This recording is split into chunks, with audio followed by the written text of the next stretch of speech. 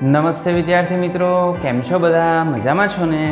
આજે આપણે ધોરણ 11ની અંદર ચેપ્ટર નંબર 4 રાસાયણિક બંધન અને આણ્વીય રચના, એમાં આજનો આપણો ટોપિક છે 4.1.4 કે જેની અંદર આપણે ચર્ચા કરશું નિયમનિષ્ઠ ભારની, યાની ફોર્મલ ચાર્જ કોને કહેવાય એની આપણે વાત કરશું. અને આ આપણા ચેપ્ટરનો ચોથો વિડીયો છે. તમે જાણો છો કે લુઈસ બિંદુ રચના છે એ લુઈસ બિંદુ રચના અણુનો આકાર રજૂ નથી કરી શકતી. દાખલા તરીકે માનો કે હું ઓઝોનનું બંધારણ દોરું અને આ ઓઝોનનું બંધારણ જો હું આ રીતે દોરું, આમ એક ઓઝોન આ બાજુ, એક ઓક્સિજન આ બાજુ, એક ઓક્સિજન આ બાજુ, એક ઓક્સિજન આ બાજુ, બરાબર. આ ઓક્સિજનના કેટલા થઈ ગયા? સંયોજકતા કક્ષાના 6 ઇલેક્ટ્રોન. આ જે ઓક્સિજન છે એ ઓક્સિજનના સંયોજકતા કક્ષાના 6 ઇલેક્ટ્રોન, 1 2 3 4 5 અને 6. અને આ જે ઓક્સિજન છે એની સંયોજકતા કક્ષાના 6 ઇલેક્ટ્રોન. ચાલો જો બધાના અષ્ટક પૂર્ણ થઈ ગયા ને અષ્ટક પૂર્ણ. આના 8 પૂરા, આનાય 8 પૂરા અને આનાય 8 પૂરા. પણ એ બંધારણ મેં કેવું દર્શાવ્યું છે? લિનિયર દર્શાવ્યું છે. તો લુઈસ બિંદુ બંધારણ પરથી આપણને બીજી કશું માહિતી ના મળે. લુઈસ બિંદુ બંધારણ પરથી આપણને એ જ માહિતી મળે કે એના અષ્ટક પૂર્ણ થઈ જાય છે કે નથી થતું. અણુનું જે બંધારણ હશે એ કેવા પ્રકારનું હશે? આવા પ્રકારનું બંધારણ હશે. આ કાંઈ આપણને એવી માહિતી નથી આપતું કે આ જે ઓઝોન છે ને એ ઓઝોનનું બંધારણ આ રીતનું કોણીય હોય છે. આવી માહિતી આપણને આના ઉપરથી નથી મળતી. ઓઝોનની જે માહિતી છે એ માહિતી આપણને બંધારણની માહિતી આના ઉપરથી નથી મળતી. લુઈસ બિંદુ બંધારણ પરથી ખ્યાલ ન આવે ઓઝોનનું બંધારણ આવું છે. ઓકે, તો કોઈ પણ આવા જે બહુપરમાણુય અણુની અંદર અથવા આયનોની અંદર જે લુઈસ બિંદુ બંધારણ છે એ વાસ્તવમાં અણુનો આકાર રજૂ કરતો નથી. તો વાસ્તવમાં આપણે જે અણુનો આકાર રજૂ કરવો હોય ને, તો અણુનો આકાર આપણે લુઈસ બિંદુ બંધારણ ઉપરથી આકાર રજૂ ન કરી શકીએ. આ લુઈસ બિંદુ બંધારણની મર્યાદા છે. હવે કોઈ પણ પ્રકારનો આપણે આયન લઈએ ને, તો આયનની અંદર એક કરતાં વધારે પરમાણુ હોય અને આયનની અંદર રહેલા જે જુદા જુદા પરમાણુ છે ને એ પરમાણુએ બંધારણને આધારે એના ઉપર કંઈક વીજભાર ધારણ કર્યો હોય. તો એ બંધારણને લઈને એના ઉપર જે વીજભાર ધારણ કરે છે ને એ વીજભારને આપણે એનો ફોર્મલ ચાર્જ કહીએ છીએ, એનો નિયમનિષ્ઠ ભાર કહીએ છીએ. અને વાસ્તવમાં તો આપણે જ્યારે આયન દર્શાવતા હોઈએ ને ત્યારે એ આયનની અંદર આખો જે આયન છે એના ઉપરનો આપણે વીજભાર રજૂ કરતા હોય, યાની એનો જે કુલ ભાર છે ને કુલ ભાર આપણે રજૂ કરતા હોઈએ છીએ. એના દરેક પરમાણુ ઉપરનો ભાર આપણે નથી સૂચવતા, પણ એના દરેક પરમાણુ ઉપરનો ભાર આપણે જો સૂચવવો હોય તો એ આપણે સૂચવી શકીએ નિયમનિષ્ઠ ભારને આધારે. તો ચાલો આપણે એના નિયમનિષ્ઠ ભાર કેવી રીતે ગણાય એની આપણે વાત કરીએ. ચલો, નિયમનિષ્ઠ ભારની આપણે વ્યાખ્યા આપવી હોય તો નિયમનિષ્ઠ ભાર અથવા ફોર્મલ ચાર્જ આપણે આવી રીતે આપી શકીએ કે અલગ અવસ્થાની અંદર અથવા મુક્ત અવસ્થાની અંદર જ્યારે પરમાણુ હતો ત્યારે એની સંયોજકતા કક્ષકમાં કેટલા ઇલેક્ટ્રોન હતા? એની સંયોજકતા કક્ષકમાં જેટલા ઇલેક્ટ્રોન હતા એ ઇલેક્ટ્રોનની સંખ્યા આપણે નક્કી કરી નાખવાની. મુક્ત તો ત્યારે કેટલા હતા, અને જ્યારે એ લુઈસ રચના પ્રમાણે ગોઠવાય છે ત્યારે એની પાસે સંયોજકતા કક્ષકની અંદર કેટલા ઇલેક્ટ્રોન છે. આ બંનેનો આપણે તફાવત લઈ લઈએ એટલે એ તફાવત આપણને આપી દે નિયમનિષ્ઠ ભાર.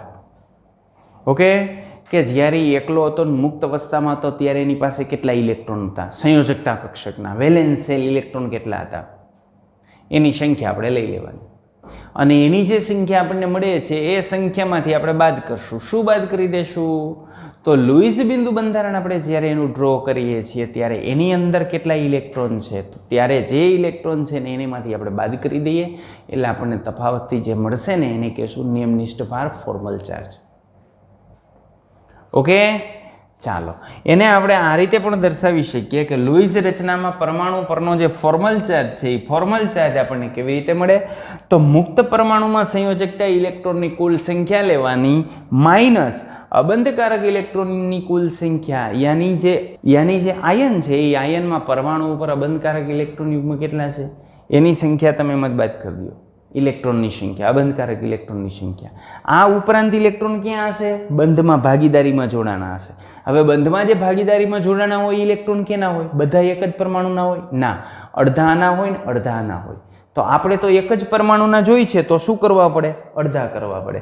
એટલે બંધકારક ઇલેક્ટ્રોન યુગ્મની જે કુલ સંખ્યા છે એને અડધી કરી નાખીએ એટલે આપણો જે પરમાણુ છે ને એ પરમાણુની આપણને ઇલેક્ટ્રોન સંખ્યા મળી જાય. રેડી? તો મૂળ તો આપણે શું કરવાનું છે ખબર છે? વાસ્તવમાં એની સંયોજકતા ઇલેક્ટ્રોનની સંખ્યા જે હતી ને એ સંયોજકતા ઇલેક્ટ્રોનની સંખ્યાને લુઈસ રચના પ્રમાણે એની પાસે જે ઇલેક્ટ્રોન થાય છે, સૂચિત ઇલેક્ટ્રોન, એ બે વચ્ચેનો તફાવત કરવાનો છે. તો એ આપણને આ રીતે મળે. ઓકે, ચાલો ઉદાહરણ દ્વારા આપણે સમજીએ. તો ઉદાહરણ દ્વારા આપણે સમજીએ તો આ રીતે આપણે લઈ શકીએ. ચલો, અહીં આપણે એક ઓઝોનનું ઉદાહરણ લીધું છે. આ ઓઝોનનું જે બંધારણ દર્શાવેલું છે એ આ રીતનું હોય. ચલો, તો ઓઝોનનું જે બંધારણ છે એ બંધારણની આપણે વાત કરીએ તો ઓઝોનનું બંધારણ આપણે આ રીતે દર્શાવીએ છીએ. હવે આમાં ઓક્સિજન છે. હવે ઓક્સિજનમાં તો તમને ખબર જ છે ને કે આ ઓક્સિજનની સંયોજકતા કક્ષાની અંદર કેટલા ઇલેક્ટ્રોન હોય? 6 ઇલેક્ટ્રોન હોય. બરાબર? એટલે વેલેન્સ ઇલેક્ટ્રોનની સંખ્યા એની પાસે 6 હોય. હવે આ લુઈસ બિંદુ બંધારણ દર્શાવ્યું છે. તો આ લુઈસ બિંદુ બંધારણમાં ઓક્સિજન જે આપેલા છે 1, 2 અને 3 આવા નંબર વડે દર્શાવી દીધા છે, ત્રણેયને જુદા જુદા નંબર વડે. તો એ ત્રણ ઓક્સિજનના આપણે ફોર્મલ ચાર્જ મેળવીએ તો આ 3 ઓક્સિજનનો ફોર્મલ ચાર્જ આપણને કેવી રીતે મળે? તો આ નિયમનિષ્ઠ ભારની અંદર જે મધ્યસ્થ પરમાણુ ઓક્સિજન છે, આ મધ્યસ્થ પરમાણુ, આ મધ્યસ્થ કે જેને આપણે 1 થી દર્શાવ્યો છે, એનો ફોર્મલ ચાર્જ આપણે જોતો હોય તો આ રીતે મળે કે એની પાસે સંયોજકતા કક્ષકના કેટલા ઇલેક્ટ્રોન હતા? 6 ઇલેક્ટ્રોન હતા. બરાબર? પછી અબંધકારક કેટલા છે? તો આ 2 અબંધકારક છે. એને ક્યાંય બંધમાં ભાગ લીધો નથી એટલે આવ્યા 2. બરાબર? પછી માઇનસ અડધું કરવાનું. કેનું અડધું કરવાનું? બંધમાં કેટલા? તો આને બંધમાં બનાવ્યો 1, 2, 3, 4, 5, 6. કેટલા બંધ કેટલા બન્યા? લીટી ગણ લ્યો ખાલી. 1, 2 અને 3. એક બંધની અંદર કેટલા ઇલેક્ટ્રોનની જરૂર પડે? તો એક બંધની અંદર 2 ઇલેક્ટ્રોનની જરૂર પડે. તો અહીં 3 બંધ બન્યા, 1, 2 અને 3. 3 બન્યા એટલે કુલ ઇલેક્ટ્રોન કેટલા આવે? 3 દુને 6. બરાબર? પણ 6માં 50% એના હોય ને 50% સામેવાળાના હોય. આ બંધના 50% ના 50%, આ બંધમાં 4 ઇલેક્ટ્રોન એમાં 50% ના 50% ના, એટલે આપણે અડધા કરવા પડે. એટલે આપણે ન્યા કરી નાખીએ 1/2. ઓકે, તો આનું આપણે સાદું રૂપ આપીએ એટલે એનો ફોર્મલ ચાર્જ આવે +1. તો આ જે મિડલ વાળો છે ને એનો ફોર્મલ ચાર્જ આપણને +1 મળશે. ઓકે, હવે 2 નંબરથી જે દર્શાવેલો છે એનો ચાર્જ આપણે નક્કી કરીએ. તો 2 નંબરથી દર્શાવેલો છે એનો ચાર્જ કેટલો થશે? 6 તો એની પાસે હતા. માઇનસ કેટલા? 1, 2, 3 ને 4. આ 4 માઇનસ. ઓકે, બંધમાં કેટલા? 1, 2, 3, 4. એ 4 ના કેવા કરવાના? અડધા. ઓકે, યાની કેટલા થઈ જશે? 0. એટલે આ 2 નંબરથી જે જોડાયેલો ઓક્સિજન છે, 2 નંબરનો ઓક્સિજન, એનો ફોર્મલ ચાર્જ થશે 0. તો છેડાના જે ઓક્સિજનની અંદર 2 નંબર વાળો લેશું તો એનો ચાર્જ આવી રીતે આપણને 0 મળશે. ઓકે, 3 નંબર વાળાની વાત કરીએ તો 3 નંબર વાળાનું શું થશે? તેરા ક્યા હોગા રે 3 નંબર કા ઓક્સિજન. ચાલો, એની સંયોજકતા કક્ષકમાં કેટલા ઇલેક્ટ્રોન હતા? 6. બરાબર? હવે અબંધકારક કેટલા છે એની પાસે? તો 6. અરે 1, 2, 3, 4, 5 ને 6. માઇનસ 1/2. બંધમાં કેટલા છે? એક જ બંધ એટલે એમ હોય કેટલા? એમાં 2. રેડી? ઓકે, તો આપણે લઈએ એટલે અહીંયા મળે 6 - 6 - 1 = -1. તો આનો ચાર્જ થાય -1, આનો થાય +1, આનો થાય 0. Okay, ready? તો આને કહેવાય ફોર્મલ ચાર્જ. આનો ફોર્મલ ચાર્જ કેટલો? +1. આનો ફોર્મલ ચાર્જ કેટલો? -1. આનો ફોર્મલ ચાર્જ કેટલો? 0. રેડી? ફોર્મલ ચાર્જ ઉપરથી આપણને ખબર શું પડે? તો આ જે ફોર્મલ ચાર્જ છે ને એના ઉપરથી આપણને એ ખ્યાલ આવશે કે આ +1 એટલે 1 ઇલેક્ટ્રોન ગુમાવતો હશે, આ -1 એટલે 1 ઇલેક્ટ્રોન સ્વીકારતો હશે. એટલે આના પરથી આપણને એ ખબર પડે કે આમાં જે ઇલેક્ટ્રોનનો પથ છે ને એ આમ હશે, આમ. આ 1 નંબરનો ઓક્સિજન 3 નંબરના ઓક્સિજનને પોતાનો 1 ઇલેક્ટ્રોન આપતો હશે, અને જો એ આપતો હોય ને તો જ એના ઉપર +1 આવે ને આના ઉપર -1 આવે. Okay, ready? ચાલો, તો આનો ફોર્મલ ચાર્જ આપણને કેટલો મળ્યો? 1. ઓકે, તો એ ફોર્મલ ચાર્જ આપણે દર્શાવી દઈએ તો આનો ફોર્મલ ચાર્જ +1 દર્શાવી દીધો, આનો -1 દર્શાવી દીધો. આ રીતે આપણે દર્શાવી શકીએ. તો એ નિયમનિષ્ઠ ભાર છે એ અણુમાં સાચો ભાર અલગીકરણ દર્શાવતો નથી, કારણ કે ઓલ ઓવર આખો અણુ તો વીજભારની દ્રષ્ટિએ કેવો થશે? તટસ્થ જ થશે ને, કારણ કે એક +1 વાળો છે ને એક -1 વાળો છે, એટલે ઓલ ઓવર તટસ્થ. યાની આખો જે ભાર અલગીકરણ છે ને એ આખું ભાર અલગીકરણ એ દર્શાવતો નથી. માત્ર ને માત્ર શું કરે? ભાર નિર્દેશ કરવાથી આપણે અણુની અંદર જે સંયોજકતા ઇલેક્ટ્રોનનો જે માર્ગ હોય, જે ટ્રેક હોય ને ટ્રેક, એ ટ્રેક આપણે દર્શાવી શકીએ. કે આપણે કેમ કીધું કે આ જે 1 નંબરનો ઓક્સિજન છે ને પોતાનો 1 ઇલેક્ટ્રોન આપતો હશે કેને? 3 નંબરના ઓક્સિજનને. તો આ આપણે ટ્રેક કેને આધારે ખબર પડી? તો એ ટ્રેક ખબર પડી નિયમનિષ્ઠ ભારને આધારે. એટલે નિયમનિષ્ઠ ભાર છે ને એ સાચો ભાર નથી દર્શાવતો, પણ તેમ છતાં આ જે નિયમનિષ્ઠ ભાર છે એના પરથી આપણને સંયોજકતા ઇલેક્ટ્રોનનો જે માર્ગ છે એનું જે ટ્રેક છે એ ટ્રેક આપણને ખ્યાલ આવે. ઓકે, ચાલો. યાની આ જુદા જુદા જે નિયમનિષ્ઠ ભારની આપણે વાત કરીએ તો આ નિયમનિષ્ઠ ભાર, આ જે નિયમનિષ્ઠ ભાર છે એ નિયમનિષ્ઠ ભારનો બેનિફિટ આપણને ક્યાં થશે? તો આ જે ફોર્મલ ચાર્જ છે એને આધારે લુઈઝની જે જુદી જુદી રચનાઓ આપણે દર્શાવતા હોય, માનો કોઈ પણ અણુ છે અથવા આયન છે તો એની શક્ય લુઈઝ બિંદુ બંધારણ દર્શાવીએ તો એક કરતાં વધારે દર્શાવી શકાતા હોય. તો જે એક કરતાં વધારે એના લુઈઝ બિંદુ બંધારણ આપણે દર્શાવી શકીએ છીએ એમાં વધારે સ્થાયી કયું છે, ઓછામાં ઓછી ઉર્જાવાળું કયું છે? તો એમાં જે ઓછામાં ઓછી ઉર્જાવાળું હશે એ સૌથી વધારે સ્થાયી હશે, અને આ ઓછામાં ઓછી ઉર્જાવાળું આપણે નક્કી કરી શકીએ ફોર્મલ ચાર્જને આધારે. માનો કે આપણને જુદા જુદા ફોર્મલ ચાર્જ મળે છે, તો એવા ફોર્મલ ચાર્જ કે જેમાં ઓછામાં ઓછો ફોર્મલ ચાર્જ મળતો હોય એ સ્ટ્રક્ચર સૌથી વધારેમાં વધારે સ્થાયી હોય. બરાબર. તો હમણાં આપણે વાત કરી એવી રીતે જેમાં નિયમનિષ્ઠ ભાર સૌથી ઓછો એની ઉર્જા કેવી? નિમ્નતમ ઉર્જા. અને નિમ્નતમ ઉર્જા ધરાવતી હોય તેની સ્થિરતા કેવી? વધારે.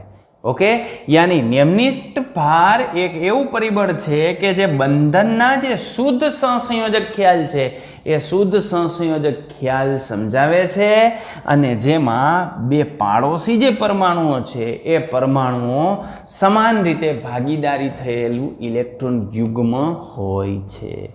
યાની બે જે પાડોશી હોય, પાડોશી વચ્ચે ભાગીદારીનું જે ઇલેક્ટ્રોન યુગ્મ છે એ સમાન રીતે ગોઠવાયેલું હોય, અને એને આધારે આપણે આ નિયમનિષ્ઠ ભાર જે છે એ સમજાવી શકતા હોઈએ છીએ. ઓકે, તો અહીં આપણે આ જે નિયમનિષ્ઠ ભારવાળો જે ટોપિક છે એ ટોપિક આપણે અહીં રાખીએ છીએ. ઓકે, કોઈ પણનો નિયમનિષ્ઠ ભાર આપણે દર્શાવવું હોય તો વાસ્તવમાં આપણે આ નિયમનિષ્ઠ ભાર દર્શાવી શકીએ, અને જનરલી નિયમનિષ્ઠ ભાર એવી જગ્યાએ જનરેટ થતો હોય કે જે જગ્યાએ સવર્ગ સહસંયોજક બંધ ઉત્પન્ન થતા હોય. જે જગ્યાએ સવર્ગ સહસંયોજક બંધ આવતો હોય ને એ જગ્યાએ નિયમનિષ્ઠ ભાર આવતો જ હોય. ઓકે, ચાલો. દાખલા તરીકે એક વસ્તુ તમે ધ્યાનમાં રાખો કે તમને ઓઝોનનું લુઈઝ બિંદુ બંધારણ દર્શાવવાનું કહે છે, તો ઓઝોનનું લુઈઝ બિંદુ બંધારણ આપણે આમ જ ધ્યાન રાખશું. કોઈ પણનું તમારે લુઈઝ બિંદુ બંધારણ દર્શાવવું હોય ને તો લુઈઝ બિંદુ બંધારણ આમ જ ધ્યાનમાં રાખવાનું. આ ઓક્સિજન, એક બાજુ ઓક્સિજન ઓક્સિજન ડબલ બોન્ડ, અને એક બાજુ ઓક્સિજન ઓક્સિજન સવર્ગ સહસંયોજક બંધ. આટલી વસ્તુ ધ્યાનમાં રાખવાની. ઓકે, હવે માનો કે મારે આ ઉપરવાળો જે ઓઝોન છે ને એ ઉપરવાળા ઓઝોનના હું ઇલેક્ટ્રોન મૂકું લુઈઝ બિંદુ બંધારણ, તો ઉપરવાળા આ ઓક્સિજનના લુઈઝ બિંદુ બંધારણ, આ એક ઇલેક્ટ્રોન એનો હોય, એક એનો હોય, અને આની અંદર બંને એના હોય. અને અહીં કારણ કે સંયોજકતા કક્ષકના 6 ઇલેક્ટ્રોન થવા જોઈએ, તો 6 ઇલેક્ટ્રોન થઈ ગયા એના. ઓકે, હવે આ બાજુનો છેડો છે એની આપણે વાત કરીએ તો એના 8 થવા જોઈએ, તો આ એના 6 થવા જોઈએ, તો આ એના 6 થઈ ગયા. આના સંયોજકતા કક્ષકમાં 6 ઇલેક્ટ્રોન થવા જોઈએ, તો આ બાજુનો જે ઓક્સિજન છે એના 6 ઇલેક્ટ્રોન થઈ ગયા. હવે આ જે બંધ છે ને એ બે, જો આ બે બંધ એ સંપૂર્ણ સહસંયોજક બંધ છે. એ બંધમાંના ભાગીદારીના ઇલેક્ટ્રોન છે ને એ બંનેના એક સમાન રીતે એની અંદર ગોઠવાયેલા છે. રેડી? તો એ સમાન રીતે વહેંચાયેલા છે એટલે અહીંયા કોઈ ચાર્જ નહીં આવે. પણ આ બંધના જે ઇલેક્ટ્રોન છે ને, આ બંને ઇલેક્ટ્રોન, એ બંને ઇલેક્ટ્રોન કેના છે? આ ઓક્સિજનના છે. એટલે વાસ્તવમાં આ ઓક્સિજન એક ઇલેક્ટ્રોન આ ઓક્સિજન ઉપર ફેંકે છે એટલે આના ઉપર પોઝિટિવ ચાર્જ આવશે અને આના ઉપર નેગેટિવ ચાર્જ આવશે એટલે આ થઈ ગયો નિયમનિષ્ઠ ભાર. ઓકે, ચાલો કાર્બન મોનોક્સાઇડની આપણે વાત કરીએ તો carbon monoxide C double bond O, એક કાર્બન હોય એક ઓક્સિજન હોય. કાર્બનની સંયોજકતા કક્ષકની અંદર 4 ઇલેક્ટ્રોન હોય, ઓક્સિજનની સંયોજકતા કક્ષકની અંદર 6 ઇલેક્ટ્રોન હોય. રેડી? તો કાર્બનની સંયોજકતા કક્ષકમાં 4 ઇલેક્ટ્રોન, એમાંથી 2 ઇલેક્ટ્રોન આ ઓક્સિજનના 2 ઇલેક્ટ્રોન સાથે ભાગીદારી કરશે એટલે આ ભાગીદારી કરી રહી. ઓકે, એટલે ઓક્સિજનનું અષ્ટક પૂરું થઈ ગયું. જો 1 2 3 4 થઈ ગયું એનું અષ્ટક પૂરું. આનું અષ્ટક પૂરું નથી થતું કાર્બન. રેડી? તો કાર્બનનું અષ્ટક પૂર્ણ કરવા માટે શું કરે તો આ જે 2 ઇલેક્ટ્રોન છે ને 2 ઇલેક્ટ્રોન એ બંધમાં ભાગીદારીની અંદર ખેંચી લે, આમ રાખે. આમ એક ઓક્સિજન સવર્ગ સહસંયોજક બંધ બનાવે. રેડી? તો દશા શું થાય? આમ ઇલેક્ટ્રોન થયાના, આ કાર્બનના જે કાળા કાળા ઇલેક્ટ્રોન છે એ કાર્બનના, હવે ઓક્સિજનના ઇલેક્ટ્રોન રેડ કલરના કરી નાખું તો 1 2 આ 2 એના આ ઓક્સિજનના. રેડી? કેટલા થઈ ગયા? 4 6 કરો આપણે. ઓકે, ચાલો વિચારો જોઈએ આમાં શું નિયમનિષ્ઠ ભાર આવશે. આ ઓક્સિજન એક ઇલેક્ટ્રોન આને આપ્યો છે એટલે અહીં ઓક્સિજન ઉપર પ્લસ આવશે અને કાર્બન ઉપર માઇનસ આવશે. આ થઈ ગયો એનો નિયમનિષ્ઠ ભાર. રેડી? અને સૂત્ર પ્રમાણે ગણવું હોય તો કાર્બન પાસે કેટલા હોય? સંયોજકતા કક્ષકમાં 4 ઇલેક્ટ્રોન હોય. ઓકે, તો આ 4. ઓક્સિજન પાસે સંયોજકતા કક્ષકમાં કેટલા ઇલેક્ટ્રોન હોય? 6 હોય. હાલો માઇનસ માઇનસ બંધના માઇનસ કરો, અને આ બંધકારક કેટલા છે એની પાસે? 2. અને બંધમાં કેટલા? 1 2 અને 3 3 દૂને કેટલા થશે? 6 ઇલેક્ટ્રોન. પણ એનો કેટલો ભાગ આપણે 6 ના અડધા બાદ કરવાના એટલે 4 - 2 - 3 એટલે કેટલો આવ્યો? -1. તો આ શું થઈ ગયું? એનો નિયમનિષ્ઠ ભાર. ઓકે, અને આ ઓક્સિજનની અંદર આપણે જોઈએ તો ઓક્સિજન પાસે 6 હોવા જોઈએ. અબંધકારક કેટલા છે? 2. હવે બંધમાં કેટલા છે? 6. પણ એમાંથી એના કેટલા? તો 6 માંથી અડધા એના. ઓકે, તો 6 - 2 - 3 યાની અહીં આવ્યો +1. ક્લિયર? તો નિયમનિષ્ઠ ભાર. ખાસ કરીને નિયમનિષ્ઠ ભાર એ જ જગ્યાએ આવશે કે જે જગ્યાએ સવર્ગ સહસંયોજક બંધ બનતો હોય. Okay, ready? અને બાકી પ્રેક્ટિસ જેમ વધારેમાં વધારે અણુ બંધારણની પ્રેક્ટિસ તમે કરશો ને એમ લુઈસ બિંદુ બંધારણ સરળતાથી દોરી શકશો અને લુઈસ બિંદુ બંધારણ દોરી શકો એટલે નિયમનિષ્ઠ ભાર મળી જાય. હા, જો તમે લુઈસ બિંદુ બંધારણ જ ખોટું દોરો તો નિયમનિષ્ઠ ભાર ખોટો મળે, એમાં કોઈ શંકાનું સ્થાન નથી. ક્યોંકि જૈસી કરની વૈસી ભરની. ઓકે, ચાલો તો અહીં આપણે આ જે લેક્ચર છે એ લેક્ચર અહીં રાખીએ છીએ. લાઈક કરો, શેર કરો, સબસ્ક્રાઈબ કરો ને યાર સબસ્ક્રાઈબ કરો.